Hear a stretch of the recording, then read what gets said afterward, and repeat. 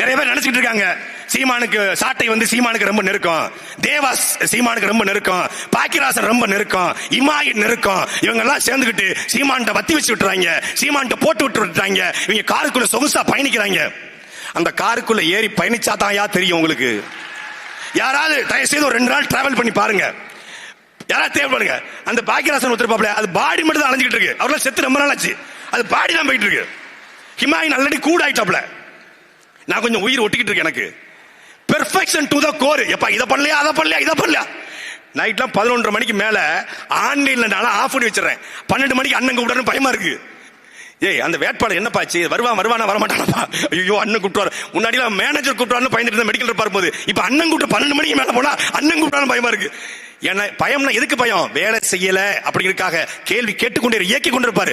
அவரை யாராலையும் இயக்க முடியாது. துரைமுருகனோ தேவாவோ பாக்கியராசனோ ஹிமாயினோ யாராலையும் அண்ணன் சீமானை இயக்க முடியாது. அவரை இயக்கிற ஒரே ஒரு ஆள், அவரை இயக்கிற ஒரே ஒரு ஆள் அவர்தான்.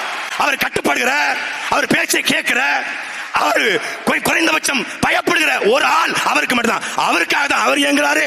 அவருக்காக இவருக்காகவும் சேர்த்து நாம இயங்குறமே ஒழிய அதிமுக கூட போனா அப்படியே உங்க அண்ணன் ஒரு 40 சீட்டை வாங்கி அதுல 30 எம்எல்ஏ அடிச்சு ஒரு துணை முதலமைச்சர் அடிச்சு அப்படியே சட்டசபைக்குள்ள போய் உங்க குரலை கர்ச்சித்து அந்த தொகுதியை டெவலப் பண்ணி அந்த தொகுதி மக்கள் நல்லது செஞ்சு அது போல 234 தொகுதிக்கும் செய்வோம்னு காட்டி அதிமுக எடப்பாடி போனதுக்கு அப்புறம் அந்த கட்சியை அபகரிச்சு அப்படியே முதலமைச்சர் ஆயிரலாம்.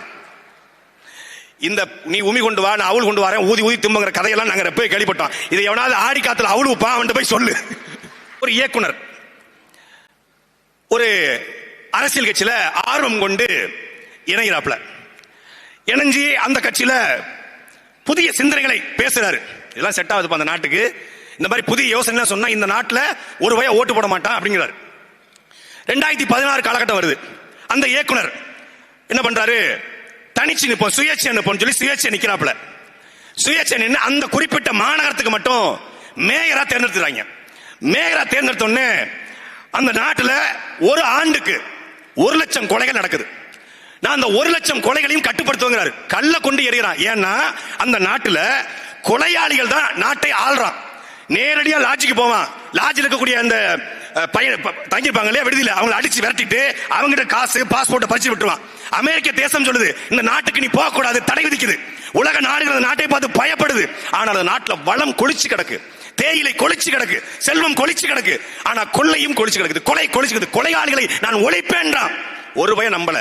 2018 நியூ தாட்ஸ் புதிய யோசனைகள் அப்படிங்கிற ஒரு கட்சியை உருவாக்குறான்.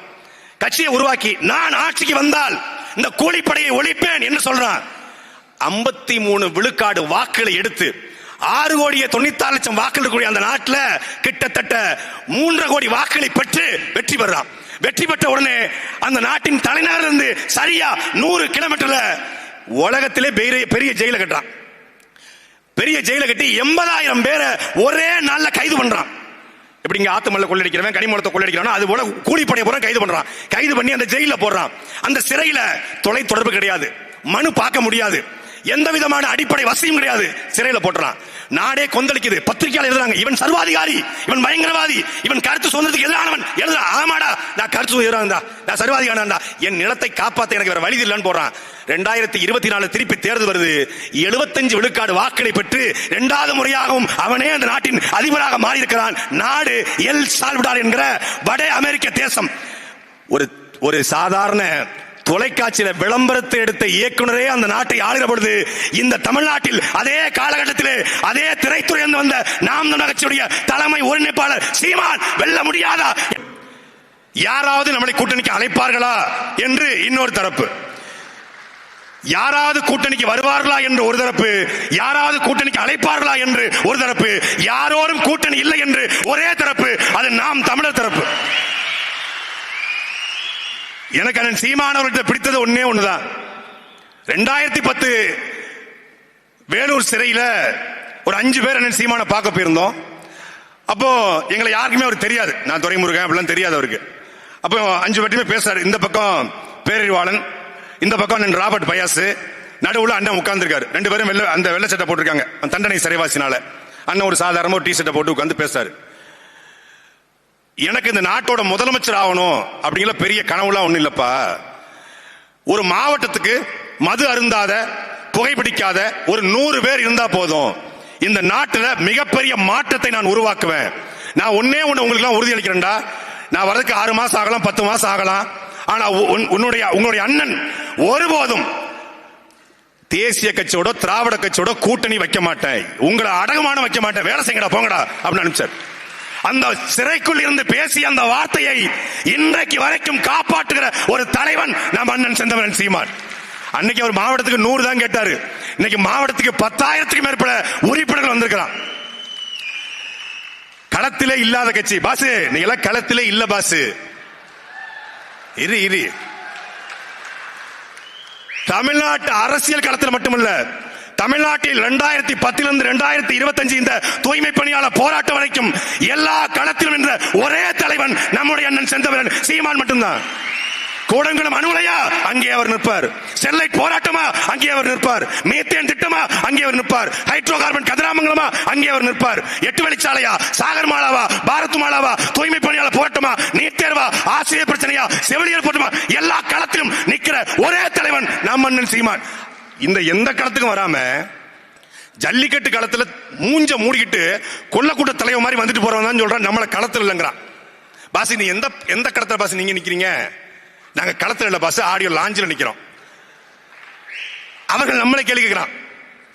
இப்படி ஒரு பொதுக்குழுவை தமிழ்நாட்டில் ஒரு அரசியல் கட்சி நடத்திட்டா நாம அந்த கட்சியில போய் சேர்ந்துடலாம்.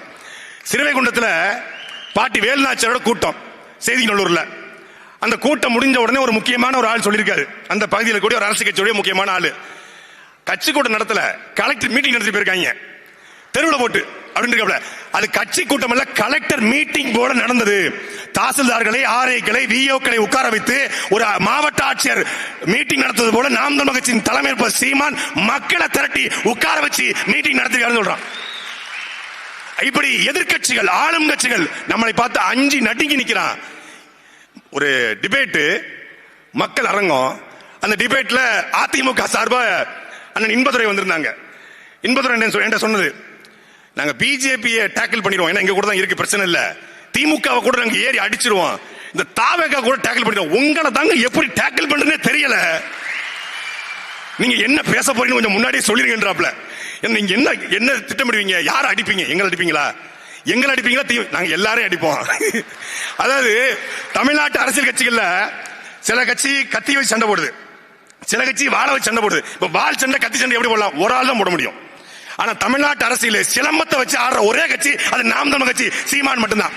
சிலம்பம் இருக்கு கையில, ஏன் எல்லா பக்கமும் அடி, அதிமுக 2 அடி, திமுக 2 அடி, கம்யூனிஸ்ட் ஒரு ஊம குத்து, தாவேக்கா ஒரு 4 குத்து, அதிமுக மட்டும் எங்க ரொம்ப அடிக்க மாட்டாருங்க. திமுக அடிக்கிறாரு, தாவேக்கா அடிக்கிறாரு, எல்லாத்தையும் அடிக்கிறார், பிஜேபி கூட அடிக்கிறாப்ல. ஆனா அதிமுக ரொம்ப அடிக்கிறது இல்லையா. எங்க அண்ணன் ஒரு நல்ல பழக்கம் இருக்கு, தாயில்லா பிள்ளைகளை அவர் அடிக்கிறது கிடையாது.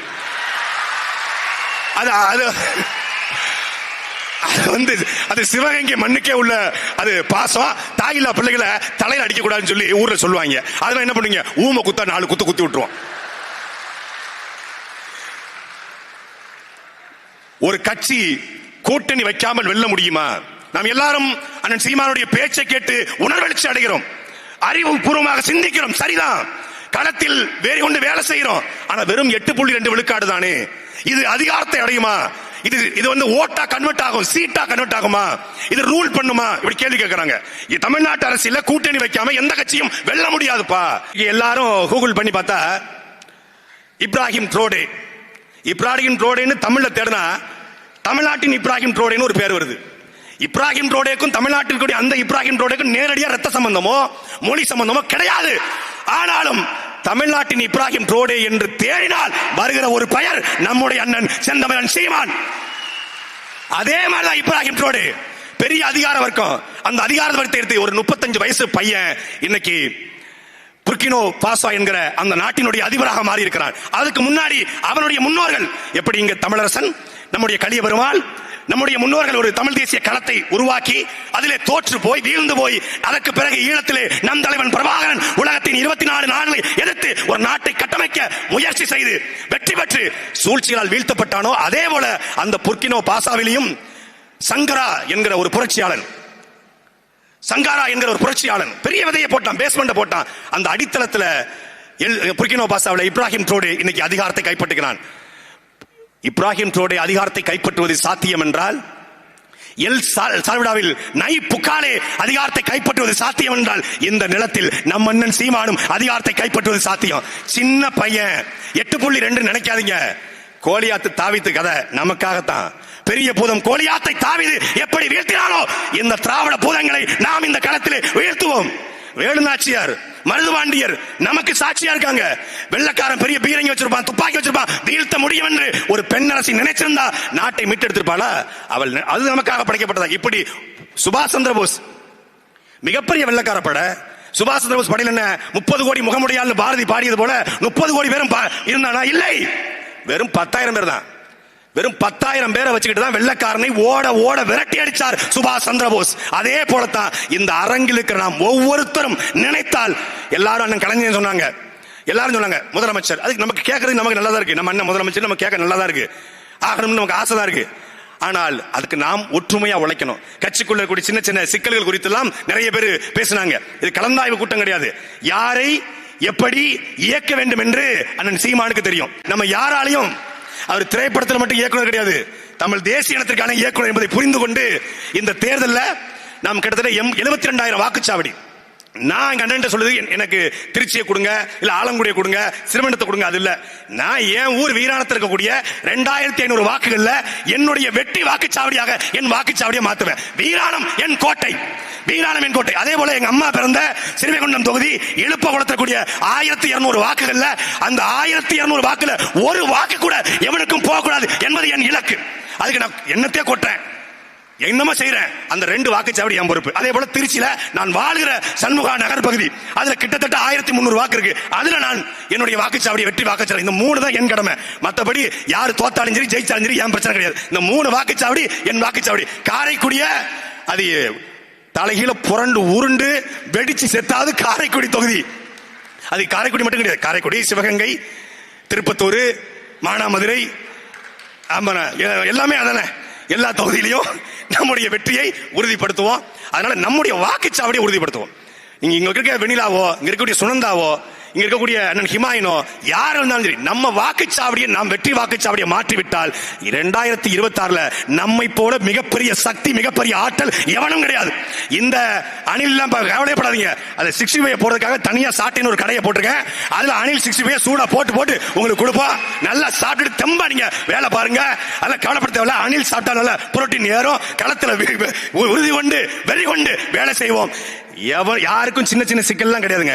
ஒரே சிக்கல் தான், திமுக, இந்த தாவேகா, இந்த அதிமுக ஒழிக்கணும். அது ஒண்ணுதான் நாம் நமக்கு ஒரே சிக்கல். அதை வெறி கொண்டு வேலை செய்வோம். 2026 ஒவ்வொரு வாக்குச்சாவடி வெற்றியை அண்ணன் சீமானுடைய கரங்களில் ஒப்படைப்போம். நன்றி, வணக்கம். நாம் தமிழர்.